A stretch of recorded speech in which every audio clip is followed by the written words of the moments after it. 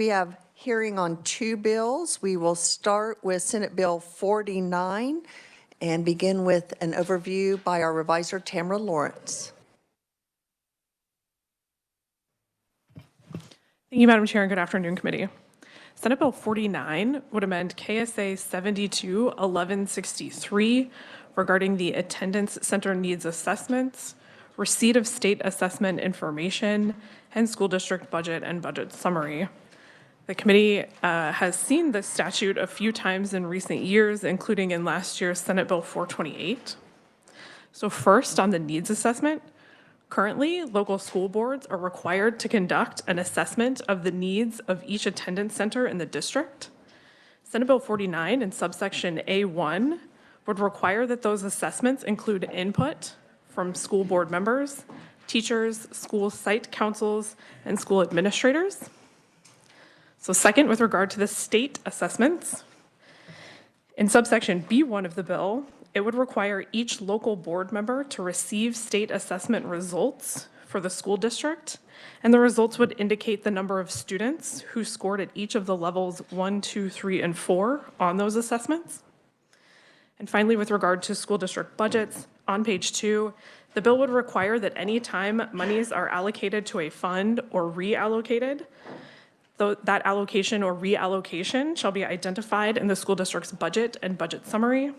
The bill would take effect on July 1 upon publication in the statute book, and I'll be happy to answer any questions. Thank you very much. Committee, what questions do we have for the reviser? Seeing none, thank you. We will begin with proponent testimony, and due to the number of conferees we have for both hearings, excuse me, we are going to allow 2.5 minutes per conferee. So sorry, to give committee members time for questions as well. So we will begin with Mike O'Neill from the Kansas Policy Institute. Welcome to committee. Thank you, Madam Chair, members of the committee. The building needs assessment law has been on the books about 20 years, and it's probably one of the more important statutes that we have dealing with an effort to build budgets based upon the needs of students. And it's been often overlooked. In fact, I've got a link in there to a survey that was done by Kansas Policy Institute of school board members, asking them if they were aware of the building needs assessment law, number one, and number two, if they were, had they ever been invited by the school to attend one of these sessions. The results of that were pretty alarming, notwithstanding the fact that the statute calls for the local school board to conduct the needs assessment. That rarely happens. Now, we understand that there are times when you need to delegate responsibilities, but where we're really missing the boat here is that the purpose of the building needs assessment, as the current law provides, is the information obtained from such needs assessment is to be used by the board when approving the budget of the school district to ensure improvement in student academic performance. That's where we're missing the boat, because we're not seeing budget decisions being made at the local level that are really moving the dial on student performance. I've said this every year I think I've been here. Look at the accounting handbook for USDs put out by KSDE and look at the importance of instruction. It is a blueprint for starting your budgets from the classroom up, not from the administration building down. We need to get more dollars to the classroom. It's not about money. There is a public policy goal in the statute for 65% of instruction. It's just a goal. Historically, it's never gotten much above 50%. The cumulative effect of that is that about $13.1 billion since 2005 has been spent, but it has not been spent where it was intended, and that's for the classroom. So we've got to redirect these resources. And I think I'm probably running out of time. I think my testimony is pretty thorough. I'll be happy to stand for questions at the appropriate time. You have 5 seconds, so that's pretty good timing. Thank you, Ms. That's good for me. Thank you, committee. We have written proponent testimony from Ward Cassidy, Executive Director of Kansas School Board Resource Center, and we will now take questions for the proponent. Are there questions for Mr. O'Neill? Senator Petty.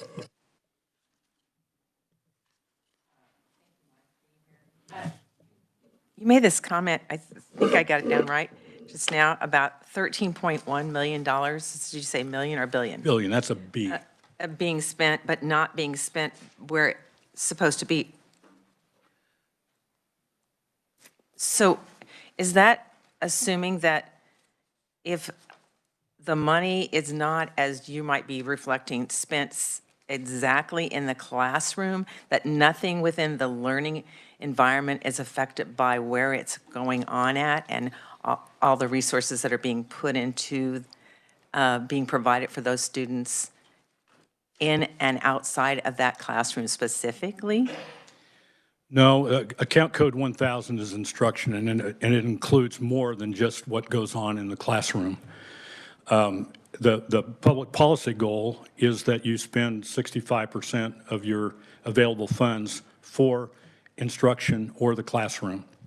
That doesn't mean that there aren't other really great things going on, but if you read the instructions in the handbook, if you don't get the instruction part right, all other functions are doomed to failure unless you get that right. And that's a direct quote out of the handbook. You don't normally see doomed to failure in a public document like that.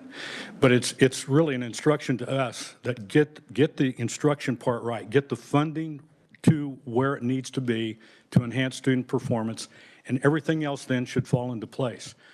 But it's sort of a top-down where teacher salaries are sort of the last thing. If there's money left over, we might get some more teacher salaries. We're seeing teacher salaries stagnate while we're adding to the administration right and left, non-instructional personnel. FTE increases are off the chart, and still we have declining enrollment and teacher salaries are stagnant. Committee, are there any other questions for Mr. O'Neill? Senator Gossage? Thank you, Madam Chair. Thank you for being here.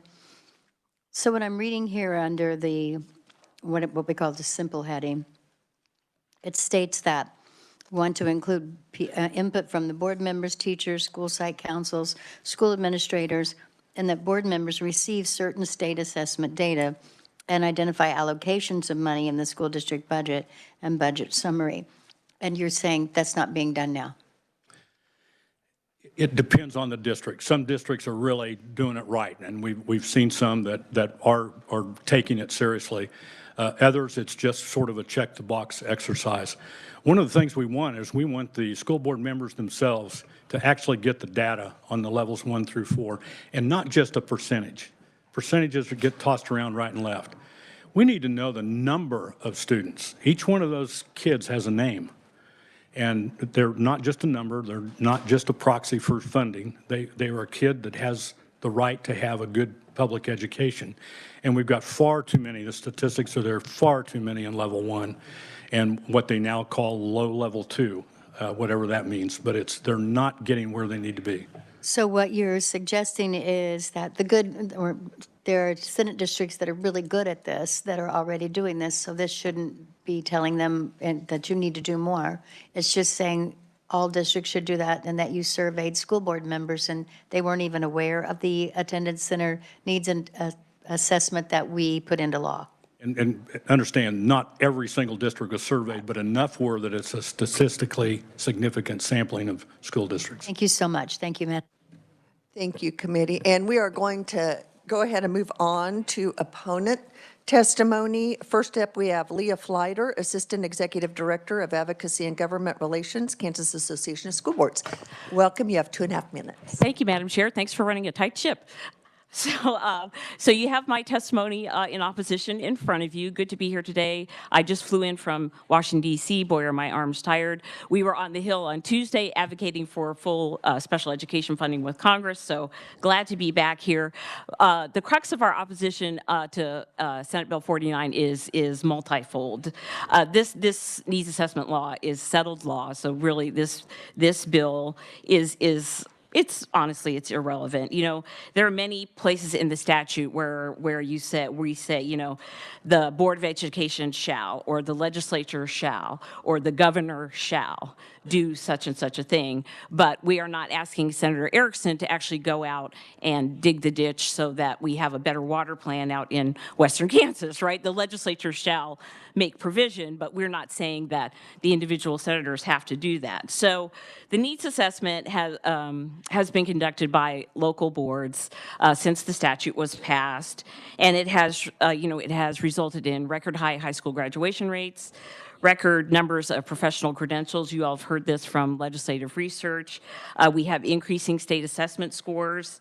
And I do know that in my district in Manhattan, every year as part of site council reports, the schools get up and they tell the school board what their results are on their state assessments, where kids are on their levels. And so the board members do receive that information. And so I would also like to point out that many of the programs that you all honored in the Senate last week were actually a product of local school boards conducting the needs assessment under local control in the way that they can see fit to operate. We have 2 retired superintendents on this committee. You know, it works differently for each school district. And so those, you know, the honor flight, the public safety, the architecture and construction, those are all programs that were provided for through a budgeting process that takes into account the needs assessment statute. So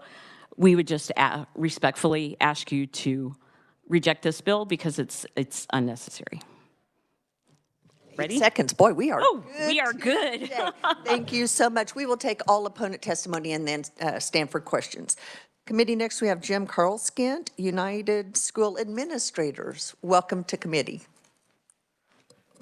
Thank you, Madam Chair and committee, and glad to be here this afternoon to talk about Senate Bill 49.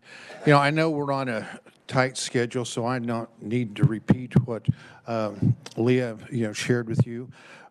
United School Administrators is opposed to Senate Bill 49, and a lot for the same reason that was just mentioned. You know, we know that the needs assessment is an important part, and I've been associated with a lot of school districts, and they follow the rules. They follow the guidelines. You know, Mr. O'Neill talked about taking a survey. I don't know where those were. We've got 2 former school district people right here on this committee. Find out what they did. But it is a local control thing, folks. We respectfully request that you let the school boards do their job. It is a local control issue, and we feel like that. Let me go ahead and make another statement. We know we've got some improvement to make. All of us do, but let's work on it together and not legislate mandates like this. Thank you, Madam Chair. Thank you so much. I think you set the record. Next, we'll move on to Aaron Woods on behalf of Gaymond for Kansas Schools. Is Aaron here, or is she on WebEx? On WebEx. Okay, Aaron, can you hear us?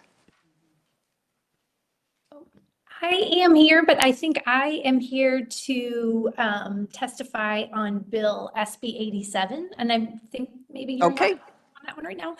We will bring you back. Are you an opponent for 87? Yes. Okay, we will bring you back at that time then. Thank Okay. you. Sounds great. Thanks. Okay, committee, we do not have any neutral testimony or written opponent testimony, so at this time we will open it up for questions. What questions do you have for the opponents? Madam Chair, is it possible that I'm sorry. And who is this? This is Mary Sinclair. Kansas PTA submitted testimony for Senate Bill 49.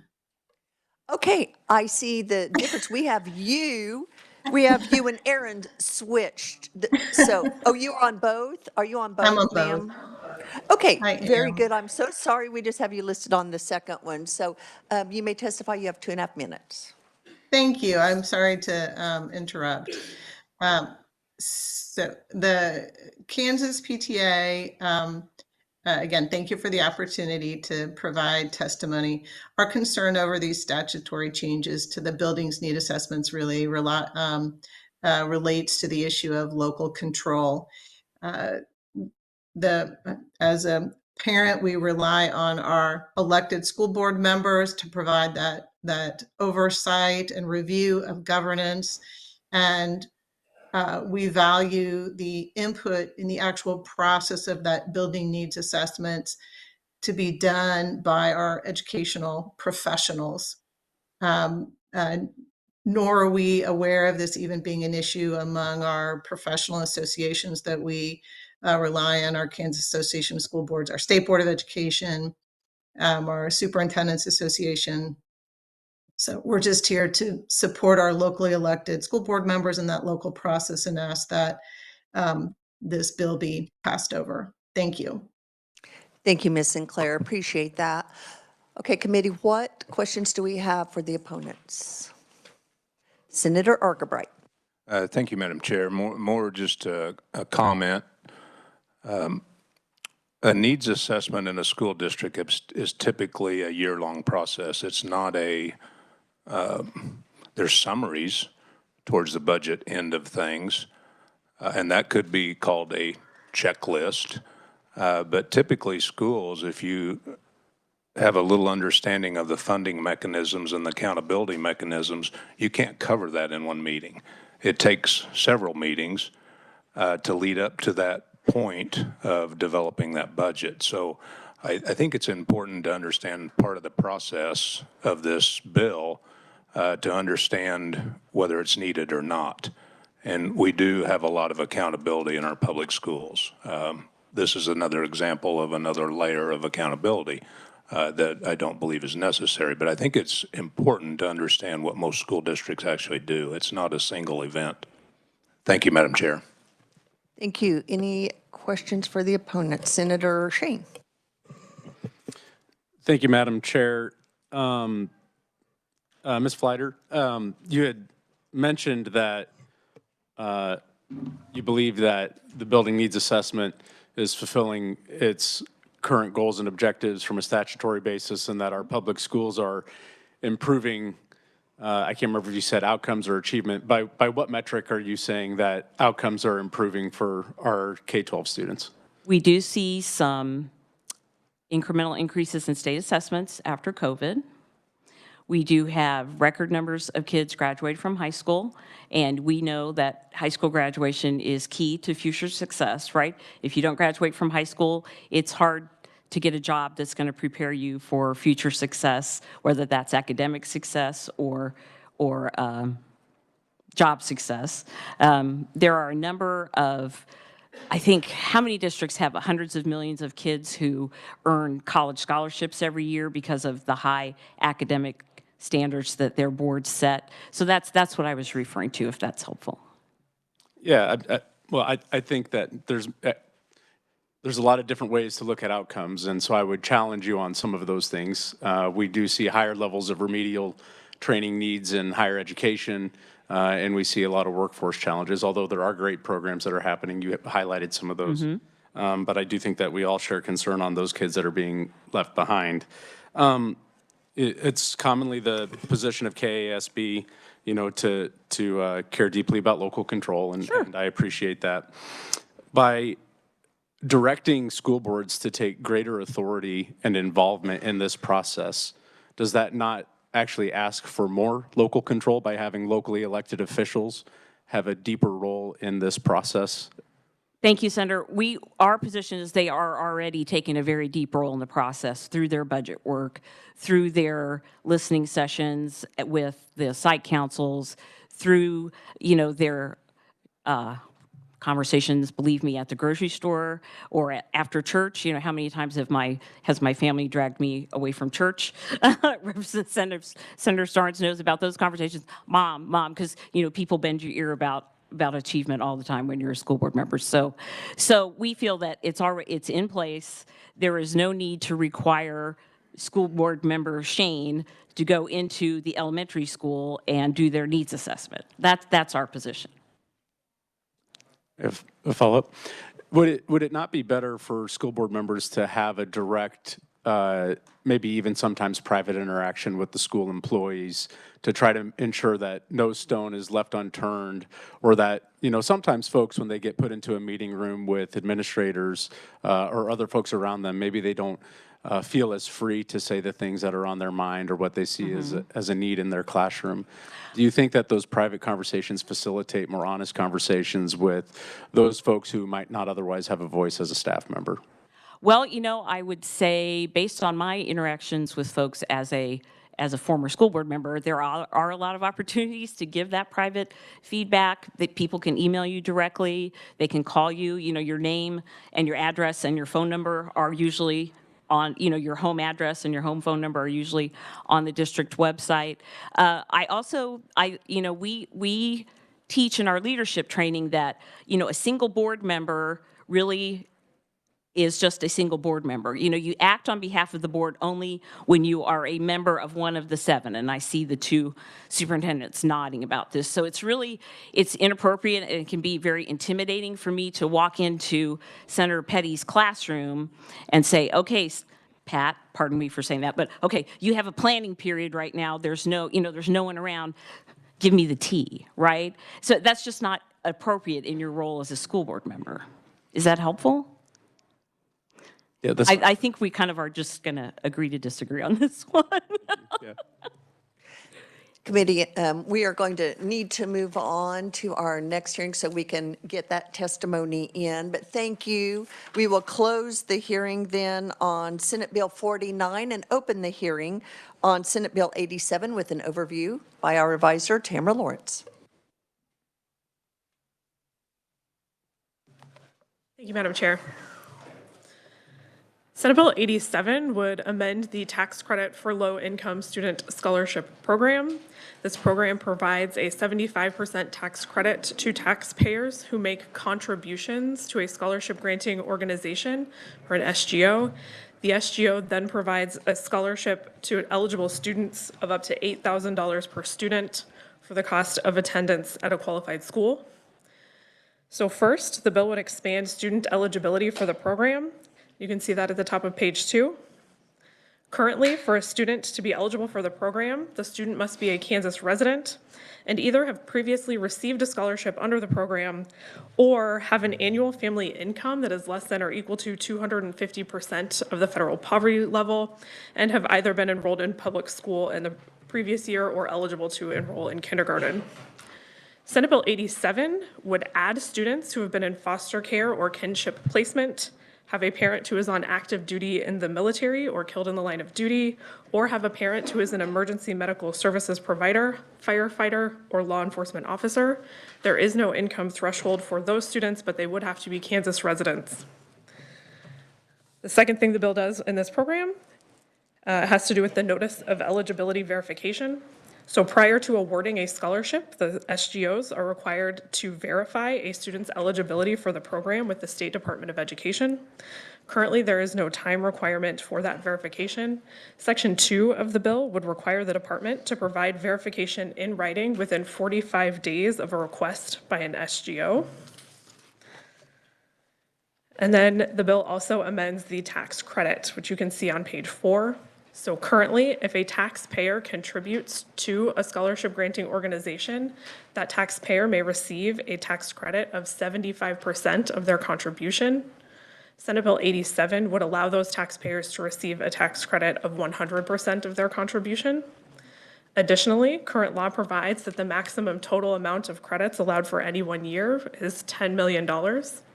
The bill would require the Secretary of Revenue to determine if the amount of credits claimed exceeds 75% of that maximum limit.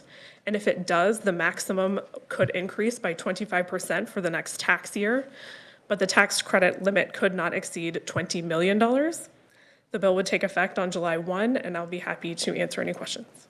Thank you. Committee, what questions do we have for the revisor? Senator Petty. Tamara, is this the same bill from last year or the year before? losing track. Which There have been many versions of this Very similar. over the years. There was a bill recently that was amended by this committee that added the firefighter, active duty military, but I believe it stalled on the Senate floor, if I remember correctly.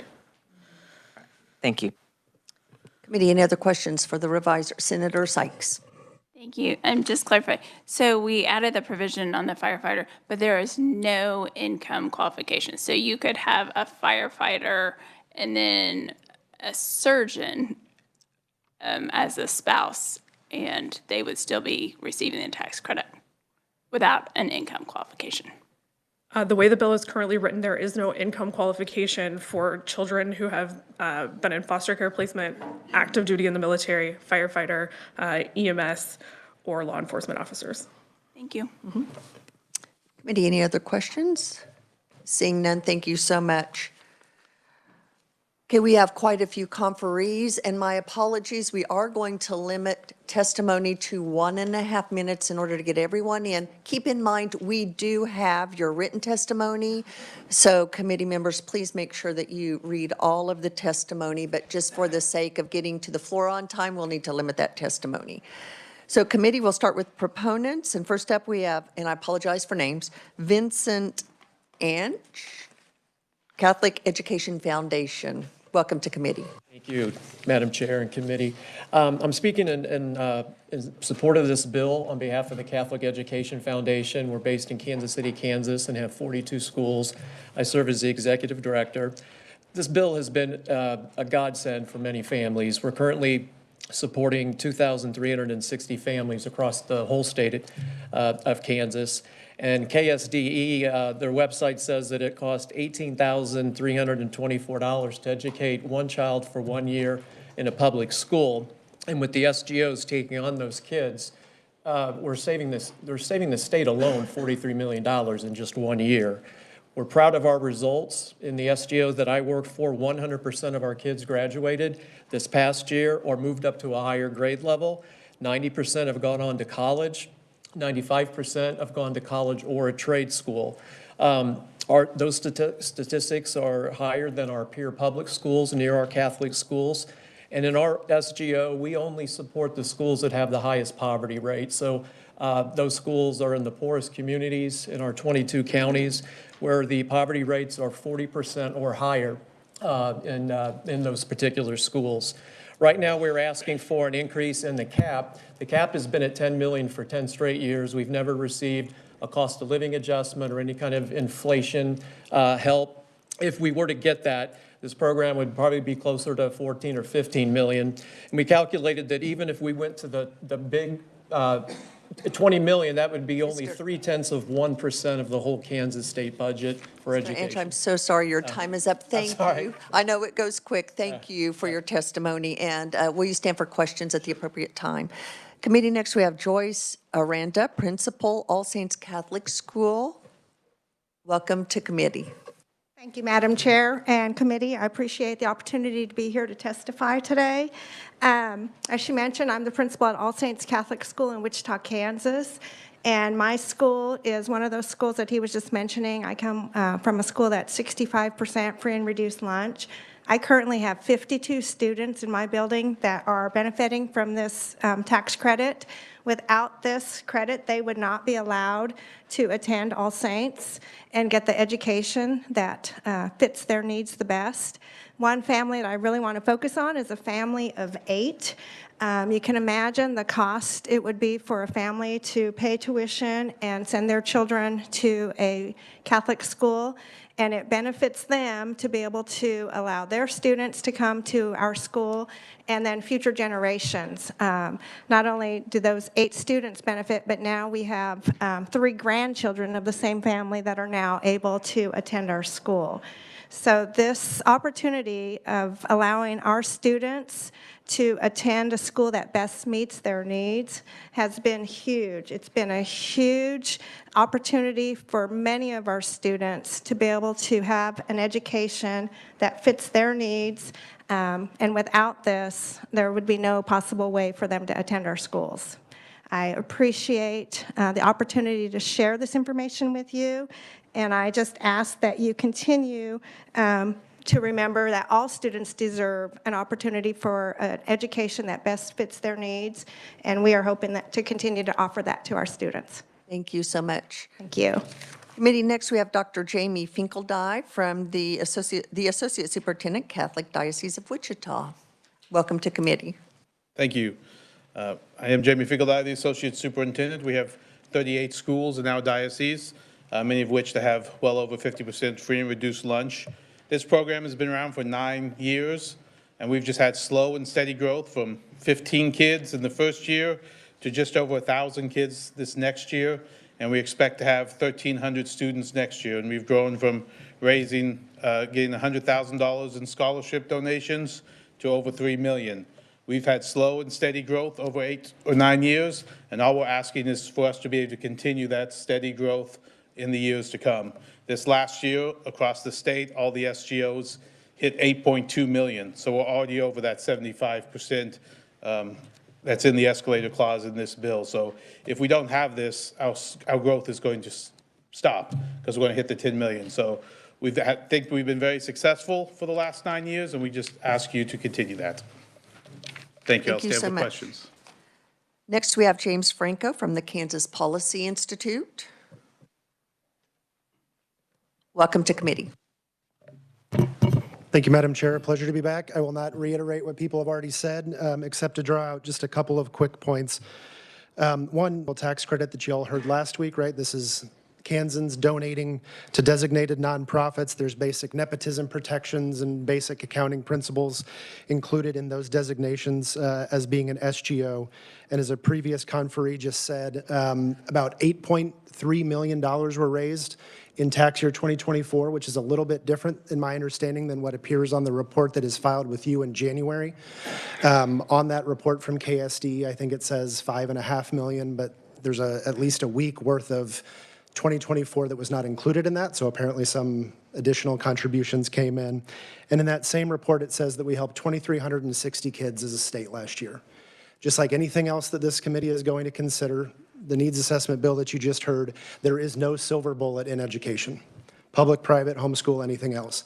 It's going to be every little bit that is focused on students, and the bill before you today does that by driving accountability and choice where it belongs, which is with the parents and families themselves. Thank you. Thank you. Next, we have Andrea Hillebert, teacher and administrator in Catholic schools in Kansas. Welcome to committee. Oh my gosh, thank you. I'm so excited to be here today, Madam Chair and the committee. I'm going to talk so fast, which I would do anyway, but apparently I only have a minute and a half. Okay, my name is Andrea Hillebert. It has been my honor to serve as teacher and administrator in Catholic schools in Kansas for 32 years. And I know you can read all this, so I'm just going to jump to the parts that I think are most relevant today for myself. First of all, how blessed are we to have so many people engaged in such passionate discussion about how we can support Kansas children and families. Right there, that's a win. I know that you, like me, understand that differing viewpoints, healthy conflict, and a process that includes listening with an open mind will ensure that we make the best decisions for our kids. At my school, our kids come from many different backgrounds, experience, and zip codes. 18 of them to be exact. I'm located a quarter mile. I'm all turned around, but I'm a quarter mile just right by Topeka High School down here. School choice breaks the arbitrary limitations that exist between where a student lives and the school that they can attend. It cannot be acceptable to us that zip code remains a significant indicator of student success. That's just not right, everybody. Our current tax credit legislation benefits our families who qualify for financial assistance. And I know this bill changes some of that, but the bulk of the families who apply are still going to qualify for financial assistance. By engaging these families who can often feel marginalized, unheard, and excluded, they have more involvement in and satisfaction with their education. And that's not a referendum on public schools. It's a reflection of the empowerment you feel when you have choice. And in my testimony, I include a story about one of our families, and I can tell you that father sat across from me terrified because he knew felt like he was letting his family down. Is that me? Oh, he felt like he was letting his family down, but I never want to tell a parent, don't listen to your gut. We should never want to tell a parent, don't listen to your gut. That's a mistake, everybody. And I'm going so fast right now, keep me on time. All educators, public or private, feel a deep sense of accountability to our students, parents, community, and colleagues. Don't think that every single morning we don't wake up and know that you are counting on us to reach every single child. not just academically, but socially, emotionally, and in our case, spiritually. Offering a choice benefits schools, it benefits families. There may be a lot of questions about the best way to implement school choice, but there can be no question that this is what's best for Kansas families. This has been a ton of fun. Thank you so much. Wow, thank you. Okay, appreciate it. Next, we have Chuck Weber, Executive Director, Kansas Catholic Conference. Welcome to committee. Thank you, Madam Chair, members of the committee. I'll be very brief. We support this bill.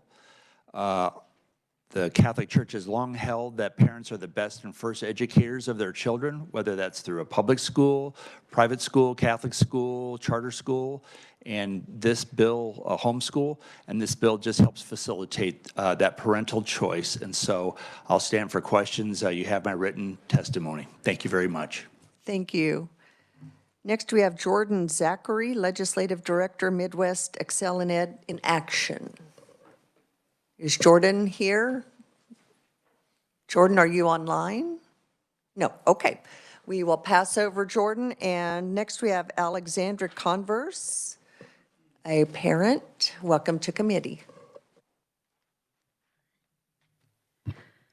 Madam Chair, committee, thank you for the opportunity to be here today. Again, my name is Alexandra Converse, and I am a parent with the Catholic Diocese in Wichita, Kansas. And I'm also a military family. So you do have my written testimony, but I will share that as a military family, I beyond see the benefit of this bill. We move every 3 years, and the financial strain that we face having to move every 3 years, finding a school that we can trust that will educate our son major and give him all the benefits that he needs to be successful and maybe one day sitting in here. And without this, we wouldn't get to have that opportunity, our son wouldn't have that opportunity, and many other families in our diocese wouldn't have that opportunity. There are many children at our school at All Saints that benefit from this bill. They have a lot of medical strain. A family in particular, a mother lost her job because of cancer. And it breaks my heart to see her having to put food on the table for her 4 children. And having to try to push her children to go to college, to graduate, to be successful. And with this bill, she can watch her children go to school every day. She doesn't have to fear that. And it's amazing to see that. There's other families in our school that have a lot of financial strain, loss of job, loss of other opportunities, and it kills us to see them lose all those benefits. But this one, they wouldn't have to lose. And I hope you consider keeping this bill. It is amazing. And please support Bill 87 so the children in Wichita and other private schools have the opportunity for a Catholic education that meets their needs. Thank you. Thank you so much for being here. I believe that is all of the proponent testimony that we have. I will draw the committee's attention to proponent written, Ward Cassidy, and additional that will be available on the S-Drive and online. With that, we have 5 minutes for questions for the proponents. What questions do we have? Senator Sykes. So this is probably going to be from someone who is in charge of one of these education providers, the SGOs, the scholarship organizations. So I have always had a problem. Like, I want to know that, you know, these dollars are actually helping the students and that we're getting the kids who are the most at risk, and we're seeing advancements and improvements in education. The reporting that we get, I think, is completely useless because I don't get a breakdown every year. So how many students apply for the scholarship? How many of those students were qualified to receive this? Then how many did you approve scholarships for? How many didn't? Why not? So I want some data on that. I also know that 90% of the funds are supposed to be going to these students.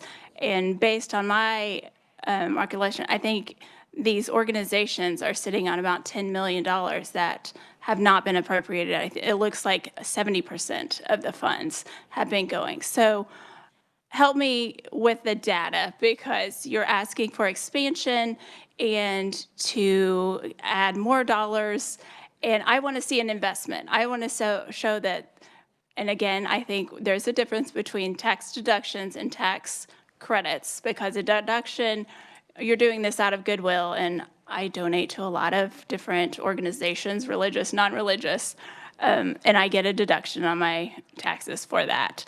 A tax credit is saying I have fulfilled my obligation to the state.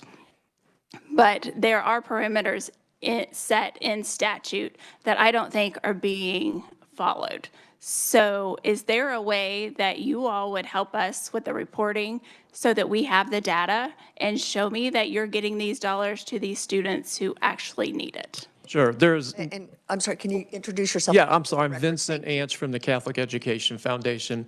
There has never been a case at all where one single dollar has not been used. So this came up in a committee meeting yesterday with the House that someone's had the same statistic. What's left on the table are credits that we weren't able to recruit funders to take. So it's not scholarship dollars. If we can't fundraise with the credits, what we don't use goes away credit-wise. So it's kind of an invisible thing. There's no left cash. Every dollar goes to the schools on behalf of those kids. We don't take the money in and take a cut and then give it out. The checks come to us, we make a copy of it, we send it to the Department of Revenue. They determine who's eligible, not us. So they use the standard free and reduced lunch up to 250%, and then they let us know how many applied, and these are the ones that are approved. And if we have the funding, we give every other one of those kids a scholarship. My SGO has never turned away a kid. The state has, just because the family might have made more income than they thought. Because a lot of our families are hourly workers and may not know exactly where they're at. Did that answer one of your questions? Senator Sykes? So yeah, I mean, just kind of going down that. So I have had 1,423 students that were eligible. That is over the entirety of this program, so for 9 years. I want to know how many each year, how many of those have stayed with the program, how many have decided to go elsewhere, they went maybe back to public schools. I don't have any of that data. Like, I want a year-to-year breakdown to know this. And what I'm looking at is that you have, organizations in general have had over $46 million, and only $32 million have been actually sent to students. I'm Jamie Finkeldye from the Diocese of Wichita. Partial of that question is all the money has to be spent over a 3-year period. So when we collect the money in a given year, we don't want to give it all out in case fundraising goes down the next year. So we hold some of it so that in case fundraising goes down, we can meet the needs of all the scholarships we've already given. So that's why we're all holding a balance of some amount, but all the money by statute has to be spent within 3 years of taking the money in. So that balance you're seeing is just because we obviously don't want to not be able to give a kid a scholarship, so we set up our funds in the way that. And to your other question, yes, we track every kid. We have that information. There's never been a requirement that we turn that in or a request that we turn that in, but we have that information. We follow all of our kids. That's how we know the graduation rate and the success rate. We have that.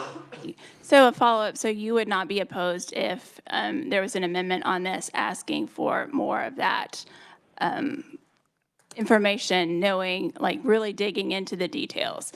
And then again, on that 3-year, yes, it is over the 3 years that you have to. But year after year, I am seeing more of those funds not being distributed. The last time I think, and there are more organizations than past, I would have to look, but I think out of 1, 2, 3, 4, 5, 6, 7, 8, 9, 11, I think only 4 had actually, even looking at those 3-year averages, distributed the funds. And if we may, we will get more information for the senator and get that detail to all committee members. I'll just say that when we take on a kid, we fund them K through 12, and so we do hold some money back so we can fund them in year 2 and 3 while we're continually fundraising, and each year we add kids to it, so we have to bring in more money, and that's why the cap is so important. But we can get that, and the Department of Education has every kid's name, too. Thank you. And quickly, a final question, Senator Blasey. Both you can say it real quick. Jamie, real quick, you're comparing the funds that are being left over for reserves to ensure that out years of planning. Wouldn't you compare that to public schools who have large unencumbered balances? Wouldn't you say the same thing, planning? It's a great great comparison. Yes. Okay, thank you. Vincent, question for you. You're telling me that there's not enough credits and funds. You're saying there's more students in need, that if we had enough funds or credits, that were more donors, technically if there's more donors, you would be able to serve more students? Exactly. We're projecting this year, 2025, that we'll hit the cap, and then we all are frozen. We can't give away more. So, and then there's 2 new SGOs on top of that. Okay, thank you very much, committee. I'm so sorry. We do need to get our opponent testimony in before we have to adjourn. So we will begin with Leah Fleiter, Associate Director of Advocacy, Kansas, same as she was on the last bill. So That's welcome right. back. Welcome. Thank you. Thank you again, Madam Chair. You have my testimony in front of you. So I would like to address a couple things real quick. So a tuition tax credit voucher, as described in this bill, does not save the state money because the public school is still open. You still have to heat it. You still have to cool it. You still have to pay the teachers. And so it's not a cost savings when kids take a voucher to go to a private school. So I thought I would just bring that in. Also, that figure that we're hearing about, 17,000 or 18,000, whatever that number is, that includes building service, that includes air conditioning and heating, that includes library. So it is a large number, but it's not. It includes a lot of things, so I wanted to touch on that if I may. So the other thing that I would say is, you know that we oppose this bill. You have my testimony in front of you, and I would ask you to consider the hundreds of public school students that you honored in the Senate last week. JAG-K, ROTC, the Civic Engagement Club from Manhattan, the Honor Flight, the Public Safety. Each and every one of those kids could be rejected by a private school if that child had a voucher and wanted to attend the private school. They could be rejected by a private school for any reason or for no reason at all. And so those kids are why we oppose this bill. And we would respectfully ask that perhaps we dedicate the funding in this bill's fiscal note to increases in special ed funding, which would actually help every school kid in Kansas, because we know that private school students also receive special education service. So Thank you that's so it. much. Thank you. Your time is up. Committee, next we'll move on to Jim Carlskent, United School Administrators. Thank you, Madam Chair and committee. I am Jim Carlskent. I'm with the United School Administrators of Kansas. I want you to know that we do not oppose private or parochial schools. In fact, we even have members of parochial schools who are in our membership. One thing I want to bring out is this program started back about 2015, 2016. In fact, I was a member of the Kansas K-12 Education Budget Committee when we added to this. Now, it started out to help at-risk kids, okay? Now we've gone, and I think we started out with that was back during the No Child Left Behind days, and it went to I even put the amendment in to include the lowest 100 kids, the lowest 100 schools in the state. Okay, now we've gone up to 250%. Any kid was elementary, now it's high school. My question is, does it work? You know, we hear it's doing great. Okay, I can show you numbers out of Kansas City, Kansas, USD 500, schools in USD 500, Catholic schools in USD 500, they're comparable as far as things are you know, their state assessments. So, you know, many of you are new to this committee. Senator Petty's been here the longest. Senator Sykes came in 17. We have our chair and co-chair came into the House. In fact, we served on the same committee in 19. But the rest of you are fairly new. Before you start adding to this, think about what you're doing. Is it working? You know, I'm not saying it's not, and I'm not criticizing the parochial schools because I was a parochial school administrator for 14 years. So I know what it's about. And, you know, we need to do what's right for kids. I know my time's about up, so I'll shut up. Thank you. Thank you.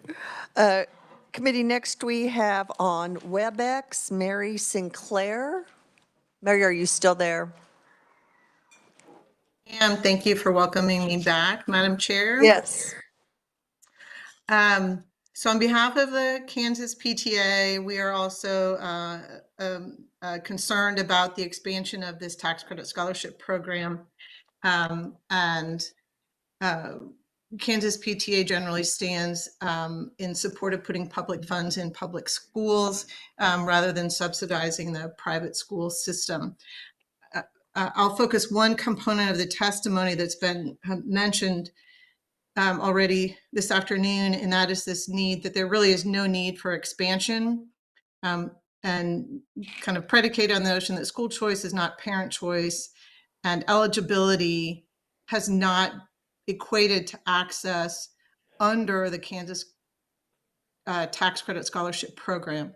So the idea that up until last year, this program has left 6 million of its 10 million on the table kind of implies this idea that half of the entire program budget would be put into contingency reserve, which I don't think makes sense in any setting, public or private. We have 235,000 students eligible for free and reduced lunch at the 185% level of poverty, not even at that expanded level. About 600 or so slots that have been left unfilled year after year. And there wasn't a doubling in that program participation until the cap on the poverty level was increased to 250%. If this is truly a low income bill, we have 235,000 students eligible at the 185% poverty level. There is no need for expansion. I think it's pretty clear, money has been left on the table if we have 600 unfilled slots. So I just wanted to kind of hit that. Happy Thank to you so much. talk about more issues. Your time is up, and committee, finally, we have Aaron Woods, came on for Kansas Schools. Aaron, thank you for waiting.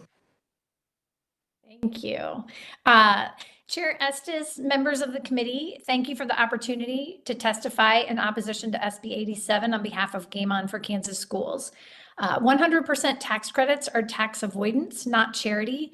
Calling something a scholarship allows donors to enjoy an aura of philanthropy, but donating money that is given back as 100% tax credit is merely tax avoidance. While the rest of us pay taxes for public goods like maintaining our roads and bridges, these taxpayers are able to evade these responsibilities. We also believe this program should no longer be referred to as a low-income scholarship.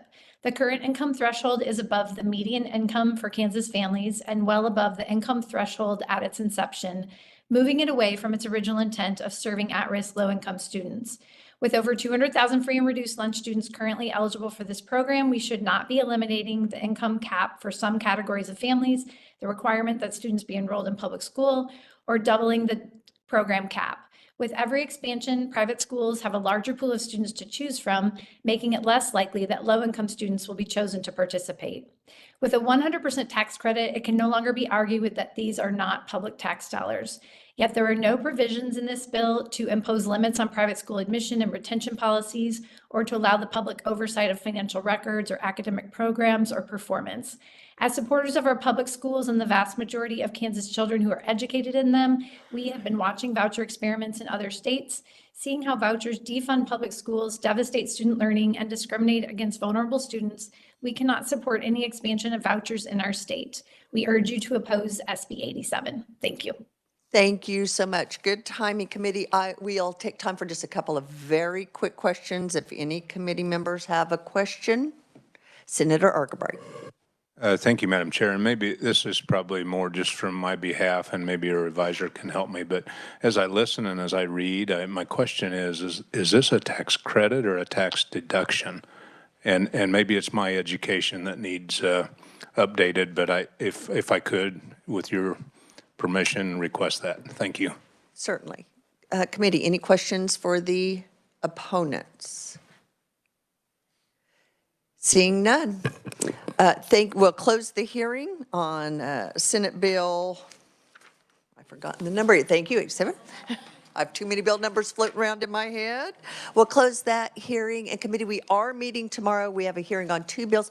We will not be working any bills, so that if you need to do remote, that's fine. I'd love to see your face, but we will have a hearing. Yes, Senator Sykes. Thank you. Just a question, and I know, Cindy, you have been doing the Lord's work with all of the testimony and stuff, but I know we are working bills. Is there a way that we will have access to the testimony. I know it's not all, and I know there's some in this cabinet, but as we're working bills, is there a way that we can get some of those written testimonies prior to? Thank you. I know you're working really hard. Senator Blasey. Thank you, Madam Chair. I know it's one day's notice. Is the committee meeting at 1:30, or are we able to move it up earlier in the morning? I don't know if there's any other committees meeting. I was just curious. I would love to have moved it up, but it is at 1:30. We checked conflicts. So again, if you do need to remote in, we will not be working any bills, and that's perfectly fine. Senator Petty. And Madam Chair, I just wanted to check with you. You still have, you had sent out, which I appreciate, a list of bills that we've heard that you're planning on working. Do you still intend to look at them in the same order as you sent out? Thank you, Senator Petty. Yes, with the exception of Senate Bill 75. So we're not at this time working Senate Bill 75, is that what you're saying? We will be working Senate Bill 75, just not in the order it was heard. We do have some, I believe, some amendments coming, and so we are waiting on those. So thank you for the questions. We will see you or either in person or on WebEx tomorrow. We are adjourned.